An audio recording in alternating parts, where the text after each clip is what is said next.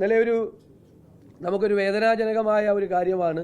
ഒരു കാർ ആക്സിഡൻറ്റിൽ ഒരു 10 മാസം മാത്രം പ്രായമുള്ള അൽറീന എന്ന് പറയുന്ന കൊച്ചുകുട്ടി മരണപ്പെട്ടത്.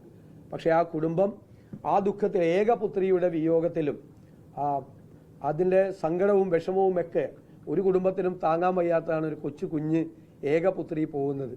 എങ്കിലും ആ മാതാപിതാക്കൾ ആ സമയത്ത് മസ്തിഷ്ക മരണം സംഭവിച്ച കുട്ടിയുടെ അവയവങ്ങൾ 4 കുഞ്ഞുങ്ങളുടെ ജീവൻ രക്ഷിക്കാൻ വേണ്ടി അത് കൊടുത്തു എന്ന് പറയുന്നത് വളരെ അഭിനന്ദനാർഹമാണ്. ഞാൻ ആ മാതാപിതാക്കളെ പ്രത്യേകമായി അഭിനന്ദിക്കുന്നു. അവരുടെ സങ്കടത്തിൽ പങ്കുചേരുന്നു.